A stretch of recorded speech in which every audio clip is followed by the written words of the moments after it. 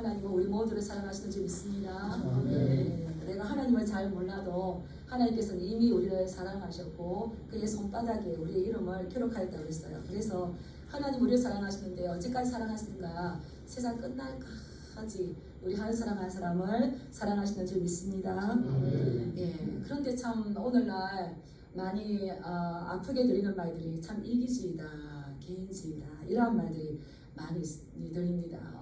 지금 시대가 이기주의인 거를 이렇게 들으면 참 많이 경악할 일들이 많은데 그렇다고 해서 우리 그리스도인들이 이기주의가 되면 안 되겠죠. 우리 그리스도인들은 이기주의라는 이 말과 어떠한 관련을 맺어서도 안 됩니다. 왜냐하면 우리는 예수님께서 그 삶을 실천적으로 보여주셨고요. 이미 또 너는 마음과 목숨과 힘과 뜻을 다하여서 주 너희 하나님을 사랑하라. 이 말씀을 아는 자들이기 때문에 우리가 이 이기주의라는 말이 우리 그리스도인들과 같이 연관이 되는 것이 아니라 정말 우리 그리스도인들이 우리와 우리 다음 세대, 우리 자녀들에게 물려줘야 될 것은 하나님 사랑, 이웃 사랑, 이 사랑의 가치 이것을 물려줘야 될 줄 믿습니다. 그래서 오늘 말씀은 우리가 말씀을 아는 것과 그 말씀을 살아내매 이 차이를 극복해야 된다는 겁니다. 말씀을 아는데 그 말씀을 살아내지 못했을 때에 우리가 진정한 그리스도인이라고 말할 수가 없죠. 그래서 우리는 예수님을 믿고 영생을 향해 나아가며 또 하나님을 사랑하는 자로서 우리가 말씀을 아는 자로서 그렇다면 어떻게 삶을 살아가야 되는가 여기에 대한 오늘 예수님의 이 비유를 통해서 깨달아 보고자 합니다. 오늘 25절 보면 이렇게 나왔습니다. 어떤 율법 교사가 일어나 예수를 시험하여 이르되 선생님 내가 무엇을 하여야 영생을 얻으리까? 이 율법 교사가 관심 있는 게 영생의 문제였어요. 우리 모두에게 관심 있는 게 영생의 문제입니다. 처음부터 끝까지 영원히 죽지 않고 어떻게 살 수가 있는가? 그런데 이 영생이라는 거는 죽지 않고 영원히 살 뿐만 아니라 우리 그리스도인들에게 알죠. 하나님과의 그 교제 속에서 하나님과의 교제로부터 오는 풍성한 그 신적 생명을 누리는 게 이것이 영생이지 않습니까? 이 율법 교사가 예수님 앞에 일어났다는 건 당당하게 일어났다는 거예요. 나는 아주 공인받은 율법 교사이고 예수는 어디 젊은이가 나왔는데 좀 지혜로운 것 같은데 기적을 베푸는데 내가 물어봐야지. 근데 이 물어보는 건 궁금해서 물어보는 게 아니라 왜 물어봤다고 했습니까? 예수를 시험하기 위해서 물어봤어요. 이거는 예수님에게 말을 걸어서 걸려 넘어지도록 함정에 빠뜨리게 하기 위해서 예수님께 물어봤습니다. 그래서 선생님 내가 어떻게 하여야 무엇을 하여야 영생을 얻으리까? 영생은 우리가 무엇을 함으로 갑니까? 하나님의 은혜로 갑니까? 하나님의 은혜입니다. 우리가 무엇을 어떻게 해서가 아니라 하나님께서 우리에게 주시는 은혜죠. 그런데 예수님께서 역으로 질문하셨어요. 예수께서 이르시되 율법에 무엇이라 기록되었으며 내가 어떻게 읽었느냐. 예수님께서 이 율법 교사에게 오히려 역으로 질문을 하죠. 그러니까 율법 교사가 뭐라고 합니까? 내 마음을 다하고 목숨을 다하여 힘을 다하고 뜻을 다하여 주 너희 하나님을 사랑하라. 어디에 나오는 말씀일까요? 신명기 6장의 쇠마 이스라엘. 들으라 이스라엘아 우리 하나님 여호와는 오직 유일한 여호와이시니 너는 마음 목숨을 다하고 힘을 다하고 뜻을 다하여 주 너희 하나님을 사랑하고 그 다음에 두 번째는 뭡니까? 내 이웃을 내 자신과 같이 사랑하라. 이 말씀은 레위기 19장 18절에 나오는 말씀인데요. 하나님을 이렇게 사랑하고 이웃을 내 몸같이 사랑하라. 이것은 이스라엘 백성들이 항상 암송해야 되고 외워야 될 중요한 말씀이죠. 그래서 이렇게 기록되었습니다 라고 율법 교사답게 율법의 전문가답게 아주 모범적인 대답을 했습니다. 그래서 이 율법의 핵심은 뭐냐? 한번 우리가 따라 해볼까요? 하나님을 사랑하고 내 이웃을 내 자신처럼 사랑하는 것이다. 하나님 사랑, 이웃 사랑. 그렇다면 우리 그리스도인의 하나님의 나라를 향해 가는 사람의 그 삶의 중심에 뭐가 있어야 되는 겁니까? 사랑이 있어야 돼요. 사랑이 있어야 될 겁니다. 그런데 우리가 이 하나님을 사랑하는 일이 잘 됩니까? 하나님을 사랑하고 이웃을 사랑해야 되는데 하나님을 사랑하는 일이 잘 안 됩니다. 제10계명 제1계명에 보면 너는 나 외에 다른 신들을 내게 두지 말라. 이게 제1계명이에요. 그래서 나 외에 다른 신들을 너에게 두지 말라. 이 말씀은 내게 내 얼굴 앞에, 이 말은 하나님과 나란히 그 옆에 뭔가를 세워두지 말라는 거죠. 근데 우리 자꾸 뭔가를 세웁니다. 하나님 얼굴 앞에. 하나님께서 말씀하셨어요. 내 얼굴 앞에, 내 얼굴과 나란히 네가 좋아하는 거, 네가 따라가고 싶은 거, 네가 원하는 거 절대 세우지 마라. 이게 이제 제1계명이에요. 그래서 나 외에 다른 신들을 너에게 두지 말라. 그래서 이웃을 사랑하기에 원하는데 그 첫 중심은 하나님을 사랑해야 된다는 겁니다. 우리가 경험해보지만 미운 사람 사랑하기가 쉽습니까? 어렵습니까?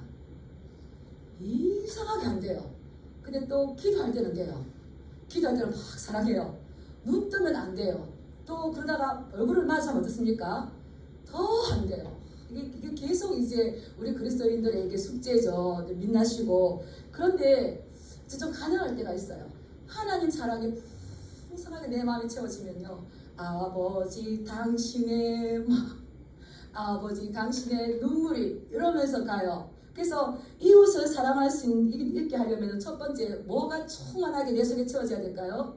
따라하겠습니다. 하나님 아버지의 하나님의 사랑이 내 마음에 가득하게 더딥혀져야 된다.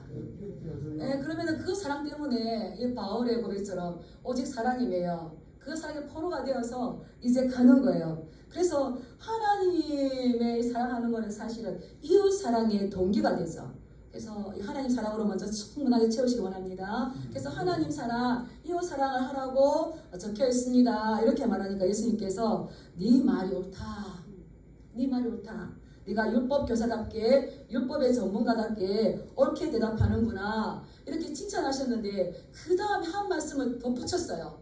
내 대답이 옳도다. 그러나 아는 데서 끝나지 말고 이걸 어떻게 하라고요? 행동하라. 이거를 실천해라. 그랬을 때에 어떻게 영생을 얻겠습니까? 라고 대답했던 너의 말처럼 네가 영생으로 살 수 있을 것이다 라는 이 말씀을 줘요. 율법교사 어땠을까요? 내가 예수님을 시험에 빠뜨리려고 약간 함정을 주어서 트집 잡으려고 질문을 했는데 영어로 질문을 당하고 칭찬 들어서 좋은가 했는데 네가 아는 대로 가서 행하라. 그래야 네가 영생을 얻을 것이다. 이렇게 말했을 때에 이 율법교사 어떻게 했을까요? 아마 띵 하면서 당황스러웠을 겁니다. 그런데 나는 율법의 전문가죠, 율법교사는. 그래서 다시 질문합니다.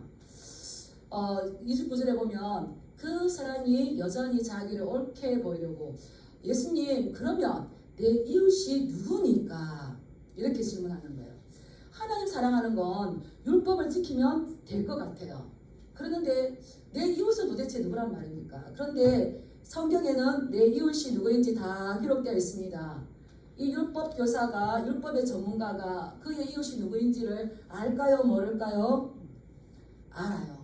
아는데 자기를 옳게 보이려고 자기의 의를 내세우려고 하나님의 말씀을 모른 척합니다. 레위기 19장 34절 보면 너희와 함께 거하는 나그네를 너희 가운데서 태어난 자같이 여기고 그 나그네를 너희 자신처럼 사랑하라. 이는 너희도 애굽 땅에서 나그네였기 때문이라.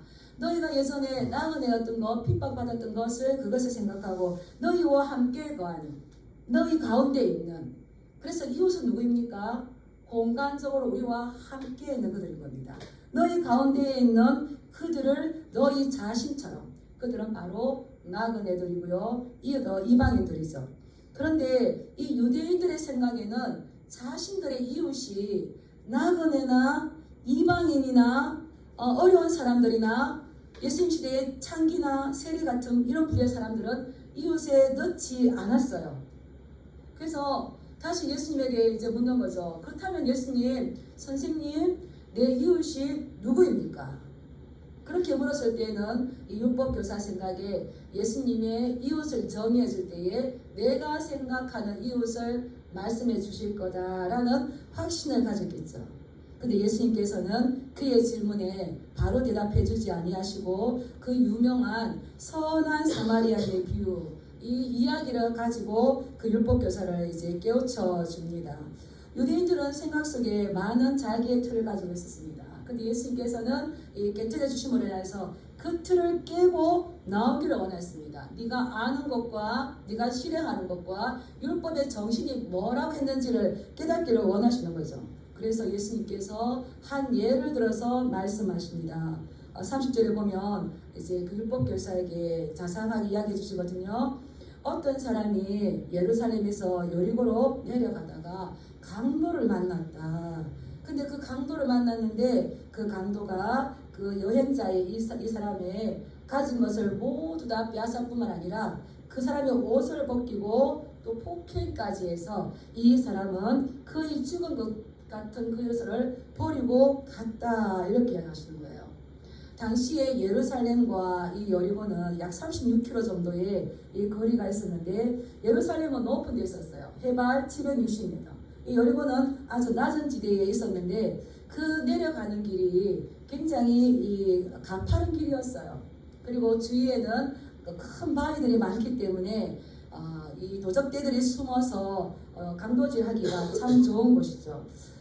그때 이 이야기를 시작할 때에 이 율법 교사는 그 강도 만난 사람이 아마 유대인인 거다 생각을 했겠죠. 근데 이 강도가 한 사람이 아니라 강도 떼들을 만나서 가진 것을 뺏기고 옷까지 뺏기고 이제 폭행을 당해서 거의 죽은 것처럼 버려진 상태였습니다. 그럴 때에 예루살렘에서 여리고로 내려가는 한 제사장이 마침 그곳을 지나가게 됩니다.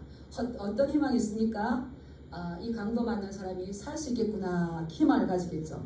그런데 31절 말씀을 보면 마침 한 제사장이 그 길로 내려가다가 그 사람을 보고 피하여서 지나가 버립니다. 피하여 지나간다는 건 보고 반대쪽으로 가버리는 거예요. 못 본 척하고 반대쪽으로 맞은편으로 돌아가 버리는 거죠. 그런데 이 제사장은 이 선을 행할 의무도 있고 내가 종교적인 그 예식을 가져야 되기 때문에 그 자기를 더럽히지 않을 의무도 있습니다. 그런데 자기를 더럽히지 않을 의무는 이미 끝났어요. 왜 그렇습니까? 예루살렘에서 여리고로 내려갑니다. 그렇다면 제사장의 직분을 다 감당했습니다. 그렇다면 이제 무엇을 감당해야 될까요? 선을 행해야 될 그러한 그 의무가 있는데 자기 자신을 더럽히지 않기 위해서 그 중요하게 도움을 요청하는 그 사람에게 아무런 도움도 주지 않고 그냥 반대편으로 가고 맙니다. 그 다음에 또 두 번째 어떤 사람이 옵니까? 레위 사람이 옵니다. 레위 사람은 좀 더 가까이 갑니다. 레위 사람도 거기까지 갔다가 제사장은 멀리 보고 피하여 도망가는데 이 레위 사람은 그 가까이 가서 그 사람을 보고 피해서 지나가 버립니다. 이 레위인과 이 제사장은 왜 보고 지나가 버렸을까요? 물론 자기들의 여러 가지 이유도 있겠지만 이 강도 만난 사람은 옷이 벗겨져 있습니다. 강도 만난 사람이 어떤 사람인가 그 사람에 대한 정보를 알 길이 전혀 없어요. 그때 당시에는 그 사람이 어떤 형태의 옷을 입었느냐가 자기의 신분과 계급과 자기의 인종을 나타내주고 있습니다. 그런데 이 사람은 강도에게 모든 것을 뺏겼어요. 그래서 옷이 없어요. 그렇다면 그 사람이 누구인지 알 수가 없어요. 혹여나 이 사람이 높은 신분의 옷을 입고 있었다거나 높은 계급의 옷을 입고 있었다면 이들은 어떻게 했을까요? 좀 달라지겠죠. 우리가 이것을 잘 볼 수 있습니다. 그러나 이제 세 번째 등장하는 사람을 이제 예수님이 소개합니다. 아마 이 율법 교사는 제사장이 지나가고 레위인이 지나갔기 때문에 그 다음 당연하게 누가 올 거라 생각했습니까? 이제 평신도 유대인이 올 거라고 생각했는데 예수님께서는 세 번째 등장시킵니다. 우리 33절 한번 읽어볼까요? 시작. 어떤 사마리아 사람은 여행하는 중 거기 이르러 그를 보고 불쌍히 여겨. 누구를 등장시키십니까? 예, 사마리아인이에요. 근데 사마리아인은 유대인이 아주 부정한 짐승 보듯이 너무너무 미워하는 원수처럼 여기는 이 사마리아 사람을 등장을 시킵니다. 근데 사마리아 사람도 똑같이 그를 봤습니다. 어느 그 사람에 대한 정보가 전혀 없는 그 사람을 봤는데 마음에 어떻다고 했습니까? 불쌍인 거예요. 그냥 불쌍인 거예요. 이 사람이 어떻게 높은 지위에 있는지, 잘 사는 사람인지, 인종이 어떤 사람인지 이것이 중요한 게 아니라 이 사람에게는 나의 도움이 절실히 필요하다는 그 사실, 이 사람은 절실하게 내가 돌봐줘야 될 사람이라는 것을 깨달은 겁니다. 그래서 그를 보고 불쌍히 여긴다는 거죠. 불쌍히. 이 마음이 너무 중요합니다. 예수님께서도 기적을 베푸실 때에 가장 기본적인 마음이 불쌍히 여기신 거예요. 이게 불쌍이신 마음. 우리 한번 어렵지만 아니다. 에스플랑크는 정말 굉장히 중요한 말이에요. 굉장히 중요한. 이 말은 창자까지 뒤틀리는 거. 지금 그 외진 곳에 누워서 그 목숨 잃어가는 그를 볼 때에 이 불쌍하게 여기는 마음, 이거 어떻게 하지? 누가 이렇게 했을까? 내가 어떻게 도울 수 있을까? 그 창자까지 뒤틀어지는 그 마음. 그래서 속이 아파서 견딜 수 없는 그 마음이 있을 때에 그가 행동을 구체적으로 할 수 있었죠. 우리 예수님께서도 무리들을 보실 때 목자 없는 양 같은 그 무리들을 보시고 불쌍했다고 했어요. 예수님께서 누가복음 7장에 보면 나인성 과부의 하나밖에 없는 아들 장례식을 봅니다.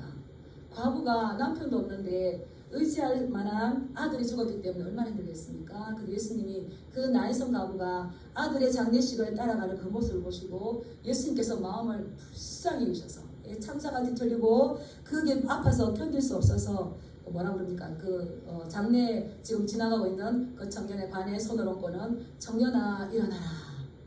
그래서 그 청년을 살려서 그 어머니 품에 안겨주는 이 말씀 있지 않습니까? 이거 너무나 이제 중요한 말씀이죠. 그래서 이 불쌍히 여긴다는 것은 이웃 사랑의 구체적인 행동을 나오게 만듭니다. 그래서 이 사마리아 사람이 어떻게 하냐면 가까이 갑니다.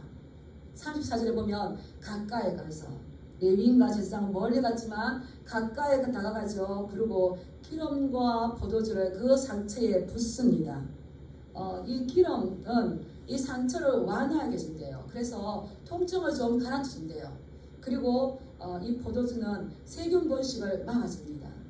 그리고 어떻습니까? 그 상처를 싸매주고 있는 거죠. 이 사마리아인이 붕대를 가지고 있었을까요?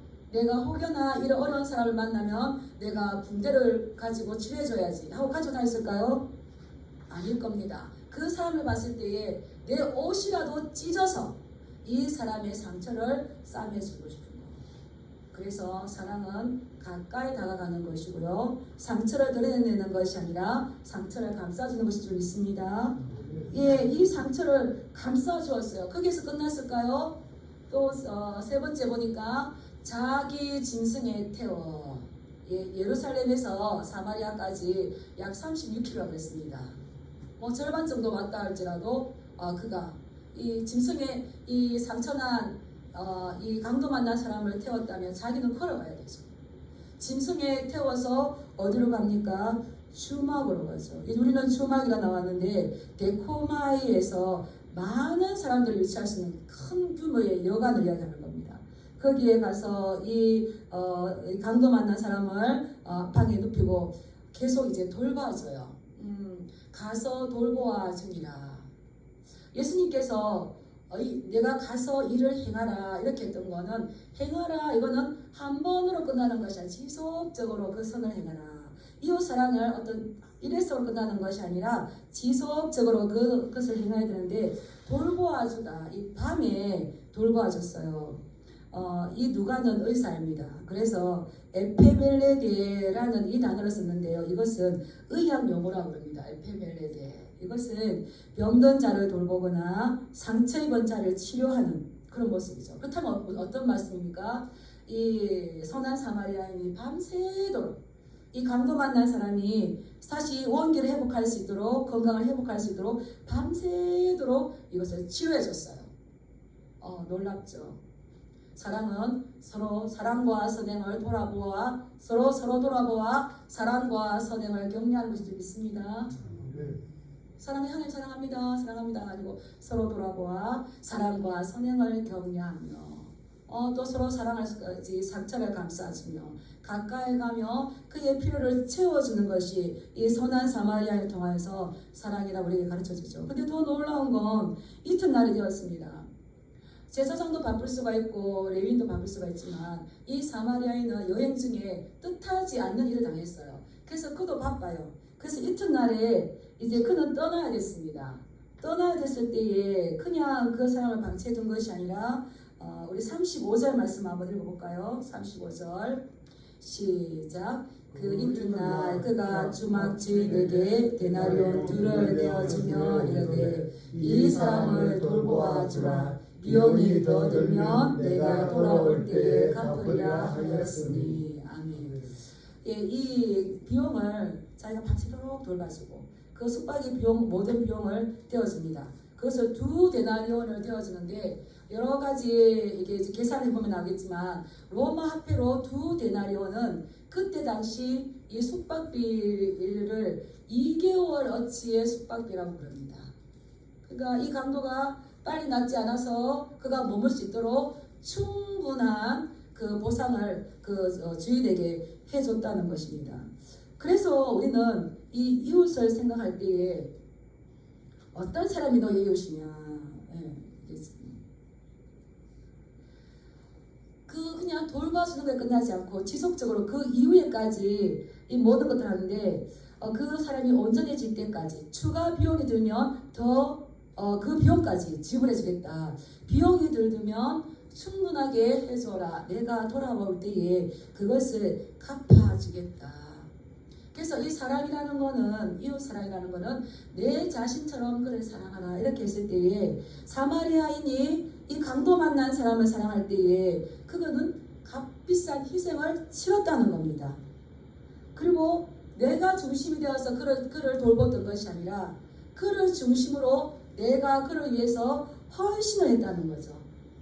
그 예수님은 말씀하시고 싶은 거예요. 이 이웃이란 누구냐? 이 유대인들은 율법교사는 나를 중심으로 이웃을 형성해 갑니다. 그런데 오늘 예수님의 말씀 어떻습니까? 상처난 그 사람, 고통당하는 그 사람을 중심으로 우리에게 이웃이 누구인가를 깨우쳐 주십니다.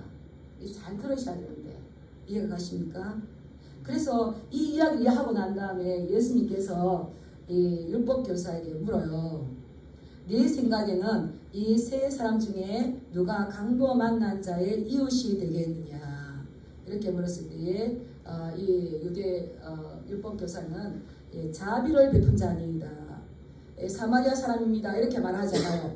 자비를 베푼 사람입니다. 이렇게 했을 때에 예수님께서 또 그에게 뭐라고 하십니까? 한번 따라 보겠습니다. 가서 너도 이와 같이 하라. 가서 너도 들은 대로 이와 같이 똑같이 이렇게 행했을 때에 네가 영생을 얻는 자의 삶이 될 것이다.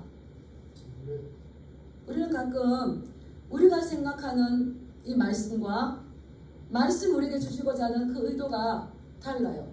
누가 내 이웃이 되겠습니까? 내가 빳빳하게 고개를 들고 있는데 예수님은 너는 누구의 이웃이 되어주겠는가? 이 사람의 이웃이 누가 되겠는가? 너는 누구에게 이웃이 되어주겠는가? 무슨 말씀 이해가십니까? 나의 이웃은 내가 정하는 그 사람이 아니라 예수님의 말씀은 내가 누구의 이웃이 되어줘야 하냐면 고통받는 사람, 상처난 사람, 버려진 사람, 그리고 어려운 상황에 가운데 있는 그 사람에게 너는 그의 이웃이 되어줘야 되고 그러할 때에 네가 영생을 소유한 자가 될 것이다. 어떻게 해야 영생을 얻겠습니까? 라고 한다면 네가 이야기를 들은 대로 그대로 가서 행하라. 그리하면 네가 살 것이다 라고 이야기하시는 거예요.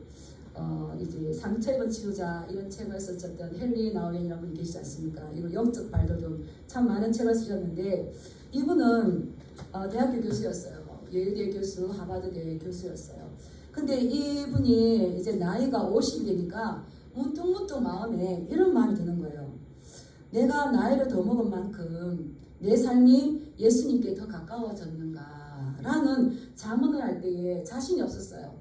외부에서 사람들이 보기에 당신은 지금 너무 유명한 교수이고 유명한 학자이고 너무 잘하고 있다라고 말을 하지만 자신은 그리스도인의 한 사람으로서 자기의 삶은 항상 눈앞에 닥친 문제를 그거를 매달려서 그거를 동동거리며 해결하려고 하는데 주위에서는 잘하고 있다 하지만 자기는 자기 자신의 성공이 오히려 자기 영혼을 위험에 빠뜨리고 있다는 것을 알았어요. 그래서 그는 계속 기도했어요. 주님, 제가 주님이 원하시는 곳에 가기를 원합니다. 저에게 보여주십시오. 계속적으로 멈추지 않고 내 영혼을 위험에 빠뜨려서는 안 되겠다. 내가 나이가 더 들어갈수록 더 나이를 먹은 만큼 예수님께 가까이 가야 되겠다. 이 마음이 들어서 계속 기도할 때에 어느 지체를 통해서 그가 하나님의 음성을 듣습니다. 그 지체가 이렇게 말합니다. 심령이 가난한 자들 가운데 가서 그들과 함께 살면 그들이 내 심령을 치유해 줄 거다. 이 말을 듣고 이 헨리 나우에는 교수직을 내려앉고 지체 장애자들이 있는 공동체로 갑니다. 예수님께서 낮은 자리로 내려오셨듯이 그도 낮은 자리로 가서 그 지체들과 함께하며 그래서 뭐 지체 장애자들이 이렇게 의식이 잘 없잖아요. 하나님 당신을 사랑하고 그의 어떤 것을 돌봐줄 때에 퍽 튀는 거예요. 퍽. 그래서 이 지체 장애자들은 내가 얼마나 유명한 교수이며 얼마나 유명한 책을 썼으며 전혀 모르는 거예요.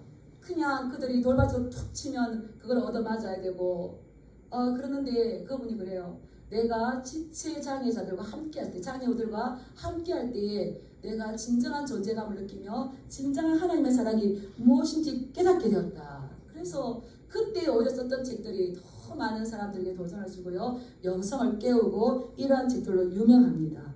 그래서 우리는 하나님을 가까이 한다는 게 뭔가 우리는 잘 생각해서 우리가 생각하는 것, 기도하는 것 이것이 치열한 삶들 가운데 우리는 세상의 논리를 따라가면 되는 것이 아니라 우리는 하나님의 말씀을 가지고 예수님의 말씀을 가지고 나는 누구의 이웃이 되어주라고 예수님이 우리를 부르셨는가.